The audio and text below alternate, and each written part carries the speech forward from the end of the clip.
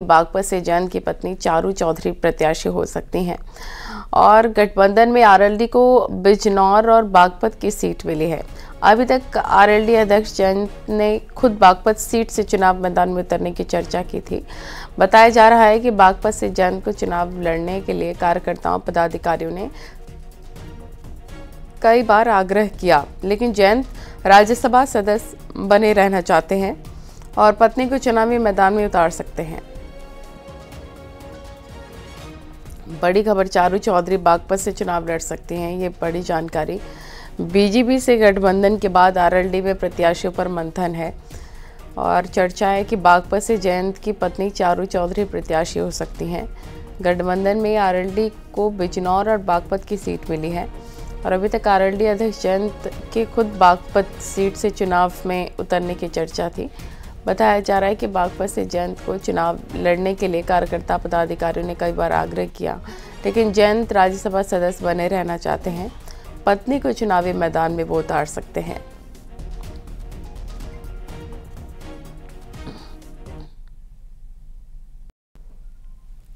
और हापुड़ से खबर है, जहां श्रद्धालुओं से भरी बस एक ट्रक से टकरा गई। हादसे के बाद यात्रियों में चीख पुकार मच गई और बस बिहार से हरिद्वार के लिए जा रही थी। जैसे ही थाना हाफिजपुर क्षेत्र के बुलंदशहर हापुड़ रोड पर पहुंची तो ट्रक से टकरा गई। इस हादसे में बस में सवार 17 श्रद्धालु सहित 19 लोग घायल हो गए हैं। हादसे की जानकारी मिलने पर पुलिस की टीम मौके पर पहुंची है। इसके बाद सभी घायल श्रद्धालुओं को अस्पताल पहुंचाया है। लोगों ने इस मदद के लिए यूपी सरकार और पुलिस प्रशासन का धन्यवाद भी दिया।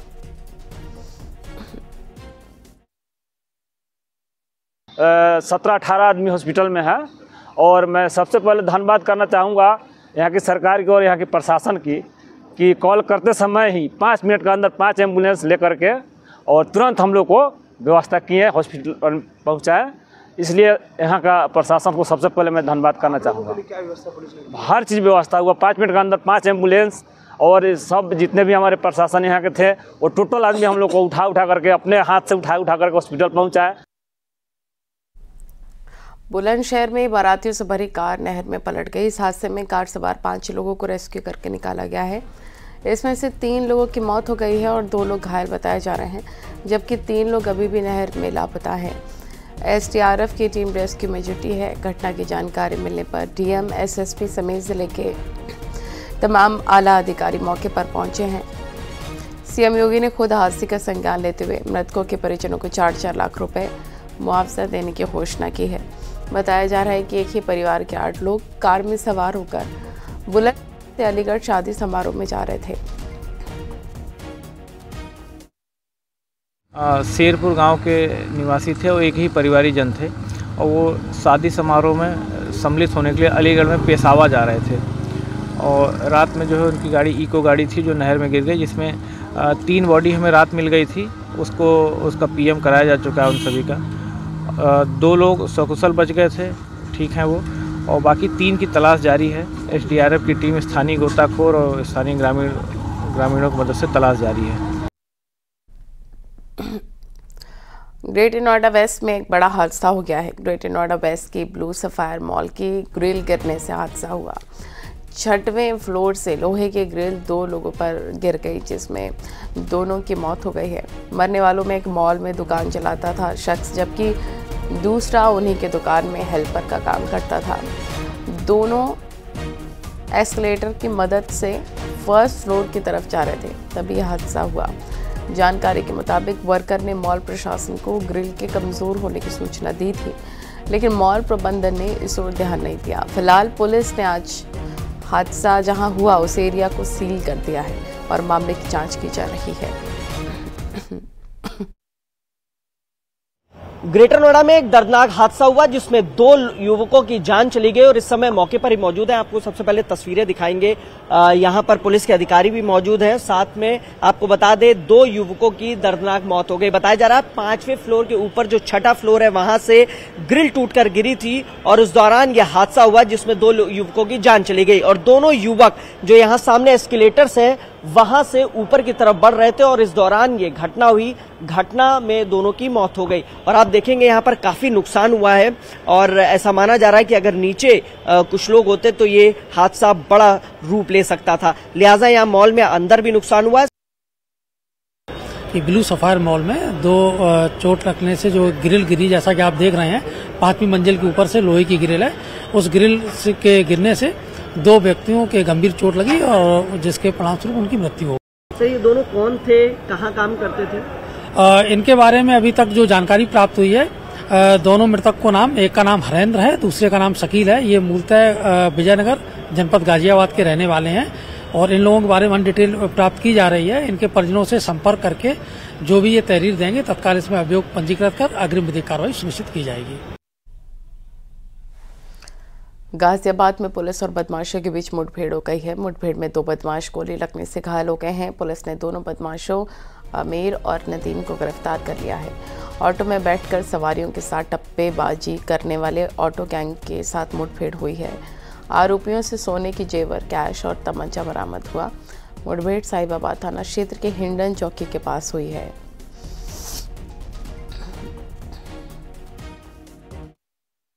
पुलिस टीम द्वारा हिंडनपुर चौकी के पास चेकिंग चलाया जा रहा था। इस दौरान गाजियाबाद की तरफ से एक संदिग्ध ऑटो दिखाई पड़ी। पुलिस टीम द्वारा उसे रोकने का प्रयास किया गया तो उसके द्वारा ऑटो न रोक करके भगाया जाने लगा तथा पुलिस टीम पर जानलेवा हमला फायर किया गया। इस दौरान आत्मरक्षार्थ गोली चलानी पड़ी पुलिस को, जिसमें 2 बदमाश घायल हुए हैं। पूछताछ करने पे इनका नाम क्रमशः आमिर पुत्र आलम और नदीम पुत्र अख्तर पता चला है। इनके द्वारा लोनी क्षेत्र में कई घटनाएं की गई हैं पूर्व से भी। आमिर के विरुद्ध साहिबाबाद और लोनी थाना क्षेत्र में पहले से दर्जनों मुकदमे पंजीकृत हैं। बाराबंकी में चेकिंग के दौरान बाइक सवार 2 बदमाशों से पुलिस की मुठभेड़ हुई है। फायरिंग के दौरान एक बदमाश पुलिस की गोली लगने से घायल हो गया है, जबकि उसका साथी मौके से फरार है।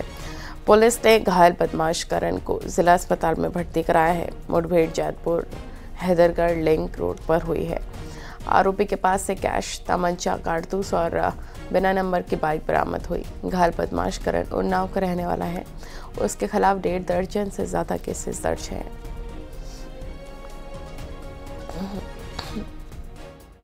प्राइमरी पूछताछ में ज्ञात हुआ है कि उसके ऊपर करीबन 1 दर्जन मुकदमे हैं, जिसमें मुख्य तौर पर लूट एवं नकबजनी के मुकदमे हैं। मौके से उसका एक साथी भागा है और उसकी एक बाइक यहाँ से बरामद हुई है और जो उसका तमंचा है जिससे कि उसने फायर किया था पुलिस टीम पे, वो भी बरामद किया गया है। इस संबंध में समुचित एवं विधिक कार्रवाई सुनिश्चित की जा रही है।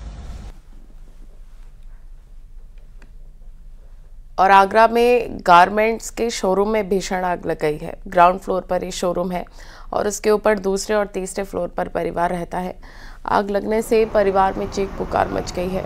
परिवार के लोगों ने घर की बालकनी से कूदकर जान बचाई। घटना की जानकारी मिलने पर थाना पुलिस और फायर ब्रिगेड की कई गाड़ियां पहुंची और कड़ी मशक्कत के बाद आग पर काबू पाया गया। आग लगने का कारण शॉर्ट सर्किट है। कमला नगर क्षेत्र की पूरी घटना बताई जा रही है। बड़ी खबर,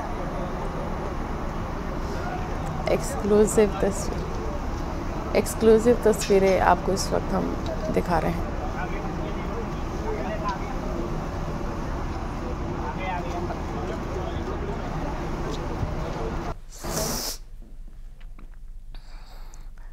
लालू यादव के पीएम मोदी पर दिए गए विवादास्पद बयान को लेकर बखेड़ा खड़ा हो गया है। बीजेपी ने लालू यादव के खिलाफ मोर्चा खोल दिया है। बिहार की राजधानी पटना के गांधी मैदान में आरएलडी अध्यक्ष लालू प्रसाद यादव ने प्रधानमंत्री नरेंद्र मोदी के हिंदू होने पर सवाल उठाया था। इंडी गठबंधन की जन विश्वास रैली में लालू यादव ने प्रधानमंत्री नरेंद्र मोदी पर आरोप लगाया था कि उन्होंने अपनी मां के निधन पर बाल दाढ़ी क्यों नहीं कटवाई। लालू यादव ने कहा कि प्रधानमंत्री नरेंद्र मोदी नहीं है, जिस पर बवाल खड़ा हो गया था। सबसे पहले आपको सुनवाते हैं लालू यादव ने आखिर कहा क्या था। बोलता कि परिवारवाद है, परिवार के लिए लोग लड़ रहे हैं। तुम्हारे पास परिवार नहीं है और तुम्हारी माताजी जब और तुम हिंदू भी नहीं है। तुम्हारी माता जी का जब अवसान हो गया तो हर हिंदू अपने मां के शोक में केस दाढ़ी बनवाता, दाढ़ी छिलवाता। क्यों नहीं छिलवाया बताओ? लालू यादव के बयान पर बीजेपी ने पलटवार किया है। बिहार के डेप्यूटी सीएम विजय सिन्हा ने कहा है, जिन लोगों ने बिहार को गाली बना दिया है वो दुनिया में सनातन को बढ़ावा देने वाले प्रधानमंत्री पर बयानबाजी कर रहे हैं। अजय आलोक ने भी लालू यादव और राहुल गांधी को घेरा है। श्रीमान लालू प्रसाद यादव जैसे लोग जो राजनीतिक जोकर के रूप में काम करते हैं, बिहार को मजाक बना दिए, बिहार को गाली बना दिए, और ये व्यक्ति देश के प्रधानमंत्री को तुम ताम कर रहा है। ये पॉलिटिकल भाषा हो सकता है क्या? ये व्यक्ति देश के प्रधानमंत्री जो सनातन का गौरव है, अपने देश में नहीं दूसरे देश में, अरब कंट्री में भी सनातन को गौरव बढ़ाए, उसके बारे में ये सर्टिफिकेट देंगे। लालू यादव जी को लगता बीमारी के साथ साथ आंख में मोतियाबिंद भी हो गया है, दिखाई कम देता लगता है। अरे मंच पे राहुल गांधी बैठे हुए थे, नहीं दिखे? पारसी पिता ईसाई माता के पुत्र हिंदू नहीं हैं। राहुल गांधी दिखे नहीं है, पीएम मोदी दिख गए, जिसने 18 वर्ष 19 वर्ष की उम्र में संन्यास ले लिया था, परिवार का त्याग कर दिया था, सारे रिश्तों का त्याग कर दिया था। उनकी भाषा माने लालू प्रसाद जी आपको शोभा नहीं देता है। जीवन के अंतिम चरण में आप हैं। इस ढंग की भाषा और व्यक्तिगत टिप्पणी आप जिस ढंग से कर रहे थे प्रधानमंत्री पर, राज्य के मुख्यमंत्री पर, यह निश्चित रूप से यह बताता है कि आपके पास भाषागत समृद्ध परंपरा नहीं है।